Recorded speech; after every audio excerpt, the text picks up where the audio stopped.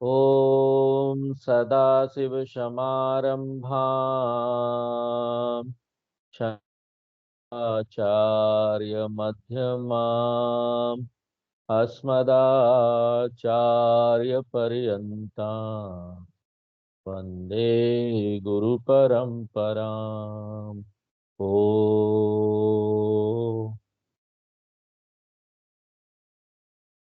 13वें श्लोक से कृष्ण भगवान इस अध्याय का जो चौथा विषय है गेयम, उसके ऊपर चर्चा कर रहे हैं, उसके बारे में बता रहे हैं। उन्होंने क्षेत्रम, क्षेत्रज्ञ और ज्ञानम इसके बारे में बता दिया, और उसके बाद चौथा विषय गेयम उसको बताना शुरू किया। गेयम का अर्थ होता है वो जो सबके द्वारा जाना जाना चाहिए, वो जो कि अंततो गत्वा महान और अंतिम सत्य है। और इस सृष्टि में, इस दुनिया में सभी को अनिवार्य रूप से इसको जानना चाहिए, क्योंकि इसको जाने बिना कोई भी अमरता को नहीं प्राप्त हो सकता। और हर एक मनुष्य ये नश्वरता पर ही विजय प्राप्त करना चाहता है। जाने अनजाने वो जो कुछ भी कर रहा है अमर होने के लिए कर रहा है। सीमितता के बंधन को तोड़कर बाहर निकलकर समय और काल से परे अमर सत्ता पर पहुंचने का प्रयत्न कर रहा है, किसी न किसी तरीके से, भले नहीं जानता हो लेकिन कर रहा है। तो इसलिए हर एक मनुष्य की एक जरूरत बन गई है ये कि वो इस ज्ञान को प्राप्त करे। इसलिए ये ही अंतिम सत्य है जो सबके द्वारा जाना जाना चाहिए। और कृष्ण भगवान इसको क्या बोल रहे हैं? परम ब्रह्म, परम अंतिम सत्य इस पूरी सृष्टि का। और यही परम ब्रह्म सभी उपनिषदों का विषय है। उपनिषद में इसी के बारे में चर्चा किया गया है। इसलिए उपनिषदों को क्या बोला जाता है? ब्रह्म विद्या। क्यों? क्योंकि मुख्य रूप से इसी विषय के बारे में वो बताते हैं। तो इसके बारे में अब कृष्ण भगवान हमको बताना शुरू किए हैं, वो अंतिम सत्य। और कृष्ण भगवान इसीलिए यहां पर इस विषय को लेकर हमको उपनिषद का सारा सार बताना चाहते हैं। एक छोटा सा संक्षेप में उपनिषद का सार हमको वो दे देंगे, श्लोक नंबर 19 तक। 13 से 19 तक हमको यहाँ पर उपनिषद का सार मिलने वाला है, ब्रह्म विद्या का सार मिलने वाला है। तो अब हम इस विषय के विस्तार में प्रवेश करेंगे। 14 नंबर श्लोक पढ़ते। सर्वतः पाणिपादं तत्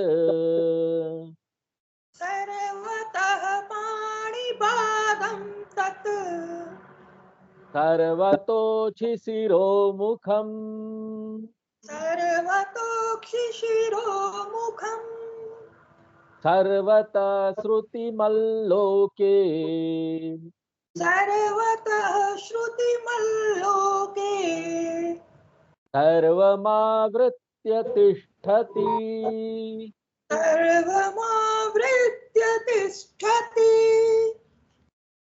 तो उपनिषदों में ब्रह्म को वो अंतिम सत्य के रूप में प्रकट किया गया है जिससे पूरी सृष्टि बनी है। इसलिए उपनिषद की परिभाषा क्या हुई? वो मूल तत्व, वो मूल सार जिससे पूरी सृष्टि बनी। तो ब्रह्म की परिभाषा है, क्षमा कीजिए। तो मूल जो तत्व है इस सृष्टि में, माल जो मसाला, एक्चुअल माल मसाला है, वो ब्रह्म है। और जितने भी विज्ञान है ना, वो इसी को ढूंढने का प्रयत्न कर रहे हैं, ये अंतिम सत्य को, ये मूल तत्व को, ये थ्योरी ऑफ एवरीथिंग को, जिससे ना ये पूरी दुनिया बनी है। उस समय पहले वैज्ञानिक लोग बात करते थे यहाँ पर तत्व की, रसायन विज्ञान में वो बोलते एलिमेंट। 110 या 120 एलिमेंट को ले लेते हैं, वो तत्व को, और वो बोलते हैं ना कि पूरी दुनिया इन्हीं से बनी हुई है, इन्हीं के मिश्रण से, अलग अलग प्रकार से, अलग अलग प्रतिशत में इसका मिश्रण करके पूरी दुनिया बनी है। उसके बाद फिर और वो ढूंढते गए, और वो ढूंढते गए कि कोई एक मूल तत्व है क्या, कोई एक तत्व है क्या, कोई एक सिंगल तत्व, सिंगल एलिमेंट जिससे पूरा ये दुनिया बना हो। तो फिर उन्होंने ढूंढ निकाला कि यहां पर ना मॉलिक्यूल भी, अणु, उससे भी छोटा तत्व है, और ये इसके मिश्रण से ये पूरी दुनिया बनी है। फिर और वो उन्होंने ढूंढना चालू किया, फिर वो ढूंढते ढूंढते किस में पहुंच गए, उससे भी छोटे कण में पहुंच गए, परमाणु में पहुंच गए, अणु से परमाणु में पहुंचे। और ढूंढा उन्होंने, और ढूंढा कि यहाँ पर कुछ और होगा, जो सृष्टि का तत्व होगा, ये तो बहुत सारे हैं। उन्होंने और उसको विभाजित किया, और धीरे धीरे विभाजित करते हुए उन्होंने परमाणु को भी तोड़ा और उसके कण बना दिए। वो देखो ये कण, ये कण से पूरी सृष्टि बनी है, और ये कण इतनी जोर से घूम रहा है, पूरी धरती एक कण है, सोचिए, पूरा दुनिया कण है, जगत कण में है, और वो इतनी जोर से घूम रही है ना, वो हमको क्या दिखाई देता है, ठोस दिखाई देता है, कण नहीं दिखाई देता। सब चीज को हम छू सकते हैं। ये दीवार भी जो आपको ठोस दिखाई देता है ना, वैज्ञानिक लोग बोलते हैं छोटे छोटे कण है जो बड़ी जोर से तीव्र गति से घूम रहे हैं, एटम, मॉलिक्यूल।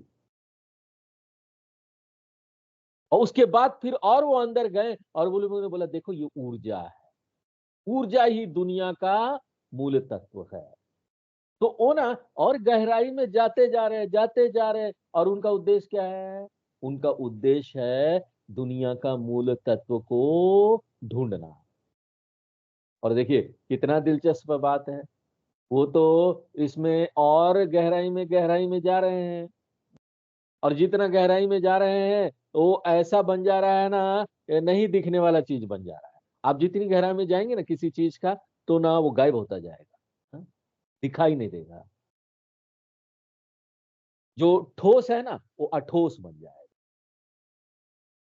तो हम यहाँ पर ये जानते हैं, ये हमको जानने को मिलता है कि जो मूल तत्व है ना वो अठोस होना चाहिए, वो अरूप होना चाहिए, क्योंकि जितना भीतर हम घुसते जाते हैं वो चीज हमको दिखाई नहीं देता, माइक्रोस्कोप से भी देखना मुश्किल हो जाता है। और वो अभी इसमें ढूंढ रहे हैं, अभी तक नहीं पहुंच पाए हैं वैज्ञानिक लोग, वो ढूंढ ही रहे हैं। लेकिन वेदांत में क्या है, वेदांत में ना इसी विषय का बड़ी गहराई से विश्लेषण किया गया है कि मूल तत्व क्या है इस सृष्टि का। इस विषय पर गहराई से अध्ययन करते हुए वेदांत इस निष्कर्ष पर आता है कि जो मूल तत्व है इस सृष्टि का वो ब्रह्म है। ब्रह्म बेसिक सब्सटेंस है जिससे सृष्टि बनी है, ब्रह्म अंतिम सत्य है।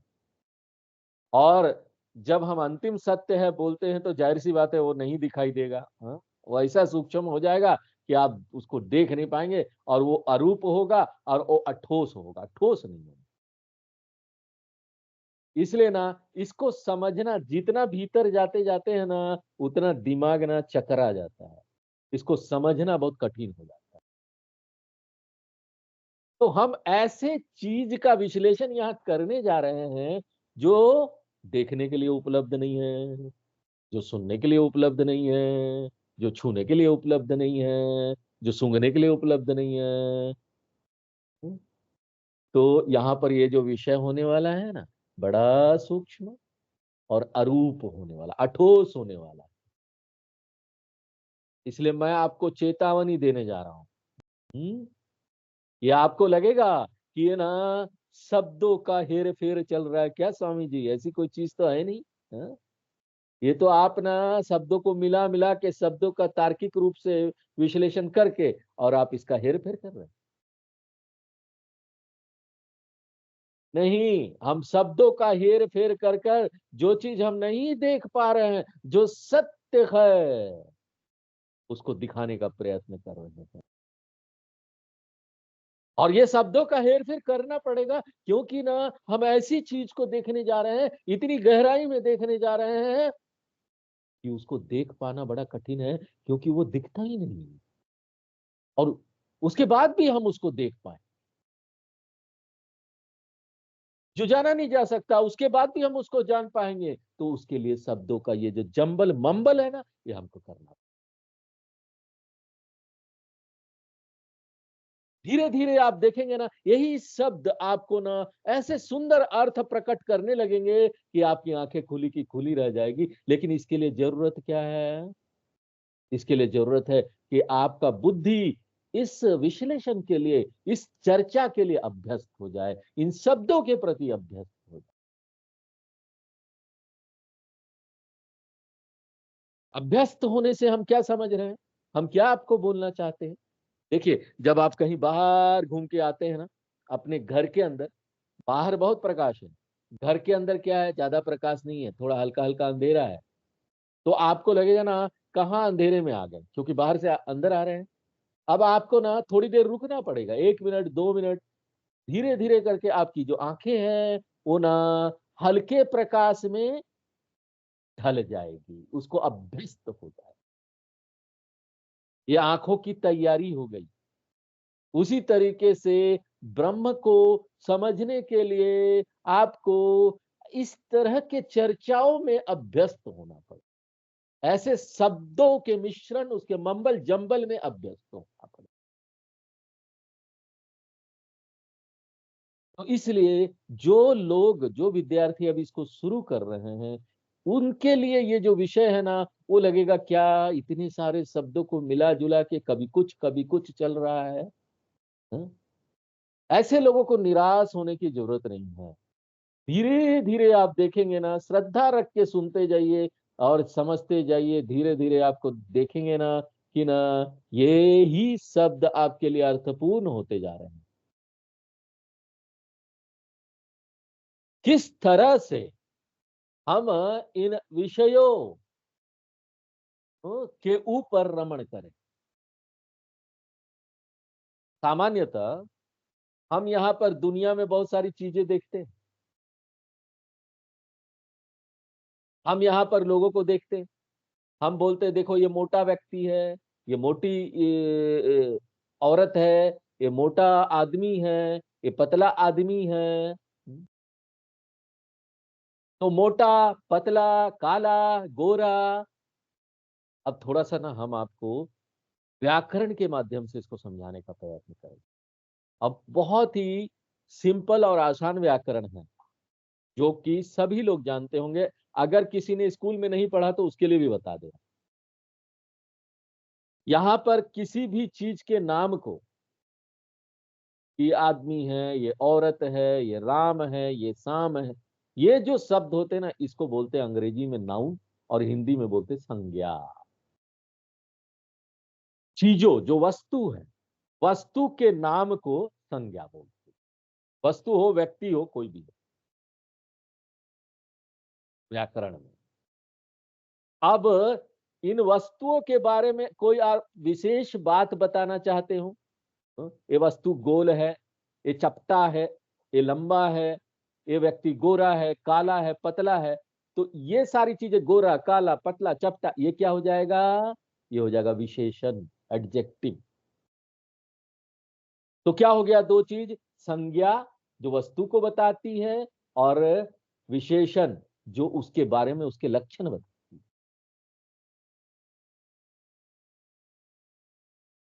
तो ये सारी चीजें ना, छोटा, बड़ा, लंबा, गोल, चपटा, ये सब विशेषण है। वो गुण बताती है, लक्षण बताती है चीजों का। और ये जो है कि ये वृक्ष है, ये मोटा आदमी है, हाँ, ये वृक्ष है, ये आदमी है, ये औरत है, ये क्या बता रही है? ये वस्तु को बता रही है। इसलिए ये क्या हो गया? संज्ञा हो। यानी कि विशेषण गुण को बताती है और संज्ञा वस्तु को बताती है। यही चीज हम यहाँ पर अनुभव कर रहे हैं ना, देखिए दो चीजों को। हाँ? हमने वो चेयर टेबल देखा हमारे सामने, कोई भी चीज है ना, आप ध्यान दीजिए, हम ये दो चीज देख रहे हैं ना। अब देखिए, अब एक दूसरा अनुभव भी हम आपको बता रहे हैं जो आप करते हो, जिसको हमको नोटिस करना। जब हम यहाँ पर बोलते हैं कि ये मोटा आदमी है, ये लंबा वृक्ष है, ये गोल वस्तु है, ये आदि बोलते हैं ना, तो हम यहाँ पर क्या अनुभव कर रहे हैं? हम यहाँ पर आपको ना एक दूसरा वाक्य बता रहे हैं। हम यहाँ पर आपको बोल रहे हैं कि ना, ये देखो, ये ना सुनहरा चूड़ी है, ये लकड़ी का चेयर है, ये सोने का चूड़ी है। जब हम ये बोलते हैं तो इसमें विशेषण क्या है और संज्ञा क्या है? जब आप बोलते हैं सुनहरा चूड़ी चूड़ी, तो यहाँ पर विशेषण सोना और चूड़ी वस्तु है। आप चूड़ी की वस्तु ले रहे हैं, चूड़ी संज्ञा है। जब हम बोलते लकड़ी का चेयर है, तो लकड़ी विशेषण और चेयर क्या हो गया? संज्ञा, वो वस्तु है। तो इस संदर्भ में अगर हम बोले कि ना सोने का चूड़ी, तो यहाँ पर विशेषण सोना हुआ, जो कि उसके गुण को बताती है। सुनहरा बोलते हैं ना, ये शब्द सोना आप बोल रहे हैं, लग रहा है कि गुण को बता रही है, लेकिन वो गुण को नहीं बताती है। तो ये विशेषण, लेकिन ये बड़ी अजीब तरह की चीज है, ये अजीब तरह का वाक्य है। ये जो सोना है वो वस्तु को बता रही, चूड़ी का वस्तु को बता रही। सोना वस्तु सोना को बता रही है, वो गुण को नहीं बता रही है, लेकिन फिर भी विशेषण है। और जब हम बोलते हैं लकड़ी का चेयर, तो लकड़ी तो है विशेषण, लेकिन फिर भी वो वस्तु को बता रही है कि गुण को बता रही है? वस्तु बता रही है कि वस्तु तो लकड़ी है। तो इस संदर्भ में जो विशेषण है वो वस्तु को बता रही है, वो ना गुण को नहीं बता रही। जब हम बोलते हैं लंबा व्यक्ति, तो यहाँ पर ना जो विशेषण है वो गुण को बता रही है कि लंबा है। लेकिन जब हम बोलते हैं सोने का चूड़ी, तो जो विशेषण है सोना, वो वस्तु को बता रही है। तो यहाँ बात क्या हो गई कि विशेषण जो है ना, वो या तो गुण भी बता सकती है, गुण या लक्षण, या वस्तु भी बता सकती है, दोनों संभावना है। उसी तरीके से जब हम यहाँ बोलते हैं कि सोने का चूड़ी, दो जो सोना है ना, वो क्या हो गया? संज्ञा हो गया। ये जो सोना शब्द है वो वस्तु, लेकिन सुंदरता देखो, सोना है तो संज्ञा, हाँ? लेकिन सचमुच में हाँ, ये वस्तु को नहीं बता रही है, क्योंकि चूड़ी, क्षमा कीजिएगा, चूड़ी है तो संज्ञा, हाँ? चूड़ी संज्ञा है ना, सोने का चूड़ी चूड़ी संज्ञा है ना, लेकिन चूड़ी वस्तु को नहीं बता रही है, चूड़ी यहाँ विशेषण बता रही है। हाँ? क्योंकि चूड़ी बोल के कोई वस्तु नहीं है। क्या चूड़ी बोल के कोई वस्तु है? यहाँ पर वस्तु सिर्फ सोना है। चूड़ी जो है वो संज्ञा है, लेकिन फिर भी वो ना वस्तु को नहीं बता रही है। अगर चूड़ी वस्तु है, तो फिर वो क्या प्रकट करेगी? आप यहाँ पर विश्लेषण कीजिए। एक जो सोना है वो एक विशेष रूप ले लेती है, आकार ले लेती है। जब सोना एक विशेष रूप या आकार है में है, तो वही विशेष रूप या आकार को हम चूड़ी बोलते। उसी तरीके से जब आप बोलते हैं कि ना ये सोने का अंगूठी है, तो अंगूठी बोल के कोई चीज है ही नहीं।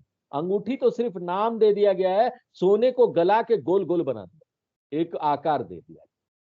उसी प्रकार से जब आप बोलते हैं कि यहाँ ना लकड़ी का चेयर है, तो यहाँ पर ना चेयर बोल के कोई वस्तु है ही नहीं, चेयर तो सिर्फ नाम है, एक रूप आकार का नाम। ऐसा ऐसा लकड़ी बना के ऐसा कर दिया गया था, ये चेयर है, वस्तु नहीं है कुछ भी।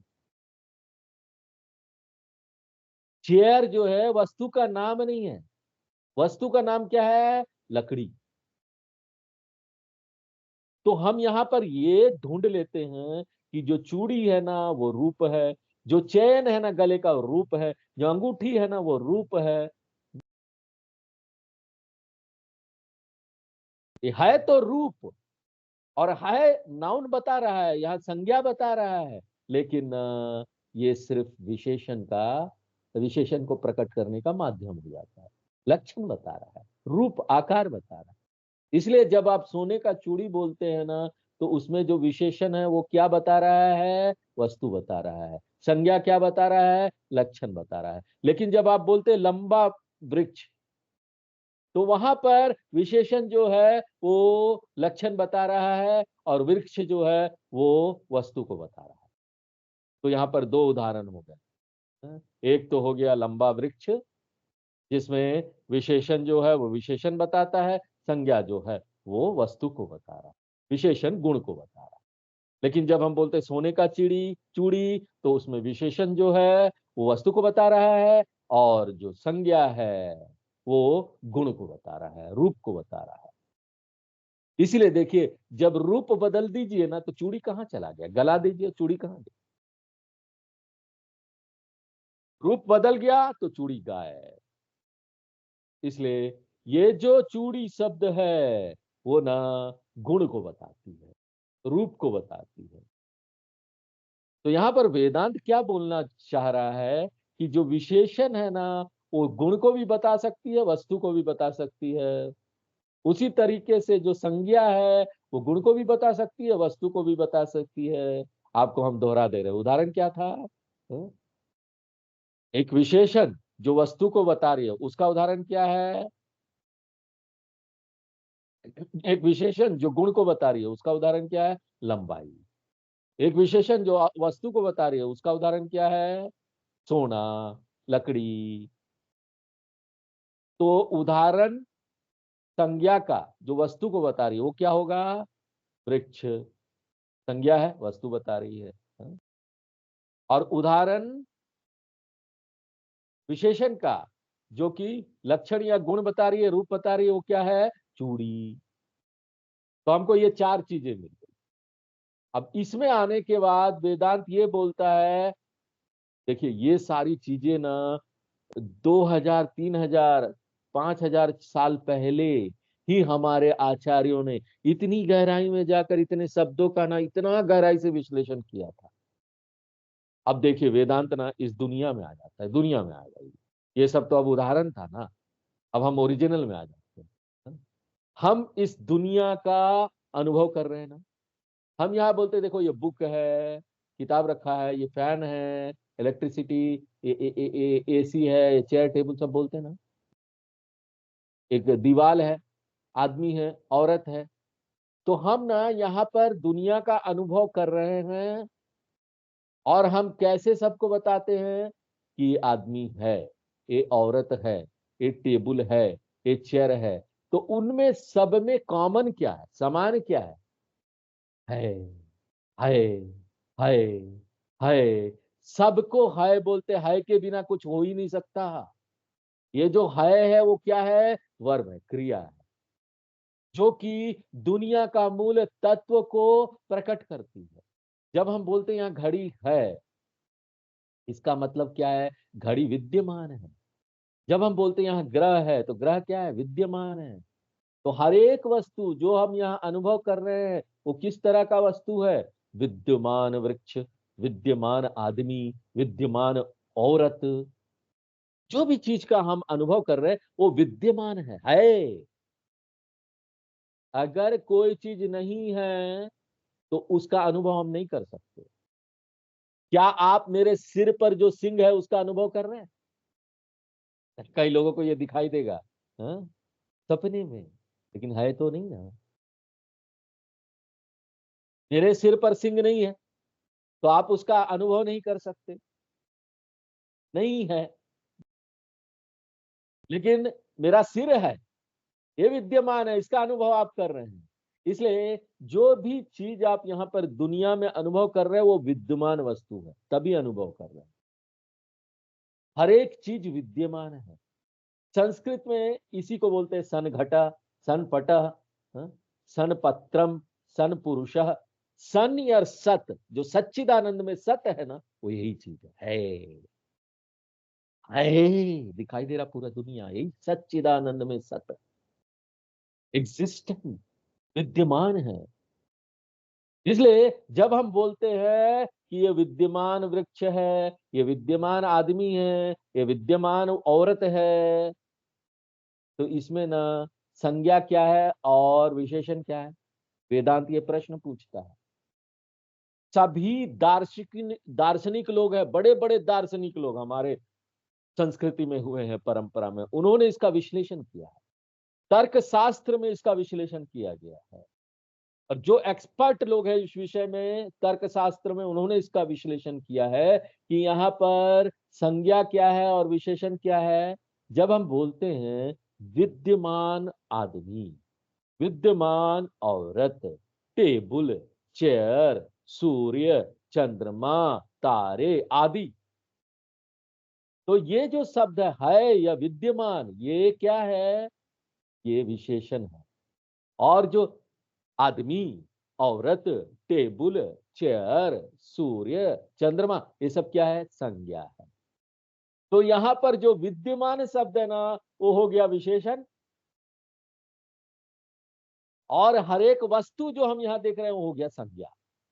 अब वेदांत यहां पर प्रश्न पूछता है, अगर ये शब्द विद्यमान जो हैपन है वो विशेषण है, और ये जो शब्द है आदमी, औरत, सूर्य, चंद्रमा, ये संज्ञा है, तो आप मुझे ये बताइए किस प्रकार का ये विशेषण है और किस प्रकार का संज्ञा है?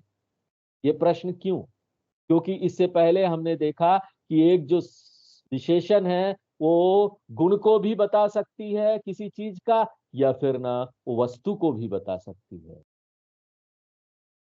और उदाहरण क्या था? विशेषण जो वस्तु को बता रही है, सोना।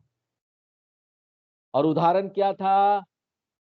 विशेषण जो विशेषण को बता रही है, लंबाई, चौड़ाई। तो ये जो शब्द है विद्यमान, वो विशेषण है। अब ये विशेषण गुण को बता रही है, दुनिया के गुण को बता रही है, या दुनिया के सब्सटेंस, तत्व को बता रही है जिससे ये दुनिया बनी है। जब आप बोलते हैं ये दुनिया विद्यमान है, हमको दिखाई देता ठोस है, तो ये जो विद्यमान है जो है ना, सब में जो है लगता है, वो क्या है? विशेषण है। अब ये विशेषण गुणों को बता रही है या वस्तु को बता रही है? मूल तत्व को बता रही है। क्या ये मूल तत्व को बता रही है? सोने जैसा, जैसा सोने वाला का उदाहरण हमने दिया था कि चूड़ी कुछ नहीं है, सोने ही है जो है, क्योंकि सोना ही वस्तु है ना, सोने से ही तो चूड़ी बनी है। देखिए, जब तक हम वेदांत में नहीं आते ना, तो हमारा निष्कर्ष क्या होता है? ये जो दुनिया है, हं? ये क्या है? ये वस्तु है, मूल तत्व है। और ये जो विद्यमान शब्द, ये क्या है? विशेषण है। यही हम सोचते आ रहे थे ना आज तक। और वेदांत तो बोलता है यही तो माया है। माया आपको सब उल्टा दिखाती है। हाँ? ये जो आपको शब्दों का मंबल जंबल लग रहा है ना यहाँ, यही सत्य है। अभी तक हम देख नहीं पा रहे थे, क्यों? माया में पड़े हुए हैं। माया हमको वो दिखा रही है जो ना सत्य नहीं है। माया आपसे सबसे बड़ा गलती करा रही है। सबसे बड़ा ब्लंडर, आज तक का जो सबसे बड़ा मिस्टेक हम कर रहे थे, वो माया के द्वारा आपसे कराया जा रहा है। वो आपको ये सोचने पर मजबूर कर देती है कि जो हम बोल रहे है जो विद्यमान चीज की हम बात कर रहे हैं, वो ना इस दुनिया का गुण को बता रही है। ये तत्व नहीं है, ये मूल तत्व नहीं है, ऐसा हम सोचते हैं। लेकिन जब हम वेदांत में आते हैं तो बोलते हैं भैया ये तुम्हारी गलत सोच है, ये मायावी सोच है, इससे बाहर आओ। ये सही नहीं है, तो फिर सही क्या है? क्या बच गया? अगर ये जो शब्द है हाइपन, या ये जो शब्द है विद्यमान, ये विशेषण शब्द, ये गुण को नहीं बता रही है, तो वेदांत के अनुसार ये जो शब्द है विद्यमान, ये क्या बता रही है? मूल तत्व को, जिस तरह से सोना शब्द मूल तत्व को बताती है, उसी तरीके से ये दुनिया है, ये जो हैपन है ना, सब में आप है लगाते हैं, सत, ये सत है। ये पूरी दुनिया के मूल तत्व को बताती है और वेदांत के अनुसार यही ब्रह्म है। सोचो ब्रह्म कैसे समझे, सिर्फ शब्दों के मम्मल जंबल से समझ में आ गया। छांदोग्य उपनिषद अपनी शिक्षा इसी विषय से शुरू करता है और बड़े आसानी से बिना कोई प्रयत्न किए हुए सब लोगों को बताता है। क्योंकि उसको पता है जो उपनिषद में आ गए ना, वो समझने के लिए तैयार है। तदैव सौम्य इदमग्रम आसित एकमेव अद्वितीय। तदैव सौम्य इदमग्रासित एकमेव अद्वितीय। उपनिषद के अनुसार जो मूल तत्व है वो हैपन है, वो विद्यमान, वो मूल तत्व है जिससे पूरी दुनिया बनी है। और क्योंकि वो मूल तत्व है इसलिए वो दिखाई नहीं देता, वो अठोस है, वो अरूप सत्ता है। तो ये पहला भाग हुआ। अब बताइए, पहले भाग में अगर आप लोग जिंदा हैं समझने के लिए तो आगे बढ़े। अभी तो ये पहला भाग बताया है कि ना। ये जो शब्द है विद्यमान, ये मूल तत्व को बताती है, हैपन, ये सत्य। अगर ये जो शब्द है विद्यमान, विशेषण, वस्तु को बता रही है, तो ये दुनिया जिसको हम बोलते हैं, जो कि संज्ञा है, वो क्या बता रही है। अब देखिए यहां हमको बड़ी कंफ्यूजन होगा। अगर विशेषण यहाँ वस्तु को बता रही है, तो वेदांत के अनुसार जितनी भी संज्ञा है ना, वो वस्तु नहीं है, सचमुच में वो है ही नहीं। वो सिर्फ गुण बता रही है, जैसे लंबाई चौड़ाई, उसी तरीके से आप देख रहे दीवाल। दीवाल लंबाई चौड़ाई जैसे गुण है ना, वैसे ही है ये। चूड़ी कोई वस्तु नहीं है, गले का चेन कोई वस्तु नहीं है, सोने का अंगूठी कोई वस्तु नहीं है, वस्तु तो सिर्फ सोना है। ये जो गुण है वो बदलता रहता है। सोना में जो देखिए, गले का चेन अंगूठी बन जाता है, अंगूठी से फिर गले का चेन बन जाता है, फिर वो गले का चेन का चूड़ी बन सकता है। तो दयानंद स्वामी जी बड़े सुंदर तरीके से बोलते थे, हमको ना इसको ये नहीं बोलना चाहिए कि ना सुनहरा चूड़ी या सोने का चूड़ी नहीं बोलना चाहिए, हमको क्या बोलना चाहिए, चूड़ीला सोना। गोल्डन बैंगल नहीं, अंग्रेजी बैंगली गोल्ड। उसी तरीके से हमको ये नहीं बोलना चाहिए कि ना सोने का अंगूठी, अंगूठीली सोना, रिंगली गोल्ड। वो अंग्रेजी में बोलते थे, बड़ा कठिन है उसको हिंदी में बताना। चेनली गोल्ड, गोल्डन चेन नहीं, चेनली गोल्ड। क्यों, ये तो सब उल्टा है। विशेषण कुछ और बता रही है, संज्ञा कुछ और बता रही है, वो तो सिर्फ रूप है। मूल तत्व जो है ना, मात्र सोना है। इसलिए संज्ञा वही है, लेकिन हमने क्या किया है, माया ने हमको इतना घुमा दिया है इस संसार में कि उसी संज्ञा को हम विशेषण देख रहे हैं। जो मूल तत्व है उसको विशेषण देख रहे हैं। तो वेदांत के अनुसार पूरी दुनिया है ना, वो कुछ ठोस नहीं है, उसमें कुछ फोकल है, फोकल फोकला है। पकड़ने से भी पकड़ में नहीं आएगा। जिस तरह से चेयर जो है वो कोई ठोस चीज नहीं है, टेबल कोई ठोस चीज नहीं है। हम चेयर और टेबल को छू रहे तो किसको छू रहे हैं, लकड़ी को छू रहे हैं, एकमात्र लकड़ी को। यहाँ पर चेयर बोलकर कोई वस्तु नहीं है, टेबल बोलकर कोई वस्तु नहीं है, ठोस वस्तु नहीं है। चेयर टेबल ठोस है, पकड़ लीजिए चेयर टेबल को, लकड़ी हमको दे दीजिए, टेबल आप रख लीजिए, ऐसा हो सकता है। यहाँ पर चेयर बोलकर कोई ठोस वस्तु नहीं है। इसलिए वेदांत बोलता है ये दुनिया ठोस नहीं है, इसमें सिर्फ नाम रूप है। बृहदारण्यक उपनिषद बोलते हैं कि पूरी दुनिया जो है ना, नाम रूप के अलावा कुछ नहीं, जो अलग अलग कार्य यहाँ कर रहा है। ठोस दुनिया बोलकर कुछ नहीं है। चूड़ी जो है वो नाम है, एक रूप को नाम दे दिया गया, वो एक विशेष काम कर रही है, वो आपके हाथ को सजा देती है। गले का चेन जो है एक रूप दे दिया गया, आपके गले में आप उसको पहन लेते हैं, वो आपके गले को सजाने का काम करता है। तो ये सब नाम रूप है जो एक विशेष कार्य कर रही है, उसमें तत्व कुछ नहीं। ये चूड़ी, रिंग, चेन बोल के कोई तत्व नहीं है। तत्व सिर्फ एक ही है, सोना। और यहाँ पर कितना सोना है बताइए? एक ही सोना है। सोना सिर्फ एक ही है।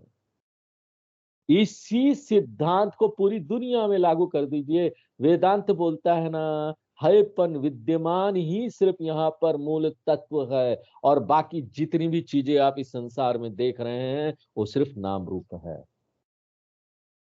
तो यहाँ पर जब आप अनुभव कर रहे हैं चूड़ी का, तो आप क्या अनुभव कर रहे हैं? सिर्फ सोना, जो कि मूल वस्तु है। जब आप यहाँ पर अंगूठी का अनुभव कर रहे हैं, तो क्या अनुभव कर रहे हैं? सिर्फ सोना, जो कि मूल वस्तु है। उसी प्रकार जब आप यहाँ दुनिया को देख रहे हैं, तो यहाँ क्या अनुभव कर रहे हैं? सिर्फ एक ही मूल तत्व, जो सबके भीतर घुसा हुआ है और जिससे सब कुछ बना है, और वही ये हैपन हैपन हैपन विद्यमान, वही वो सत्य है, वही वो सच्चिदानंद स्वरूप है। वही भागवत का मंगलाचरण में भी आ रहा है, सच्चिदानंद रूपाय, वही विष्णु भगवान है।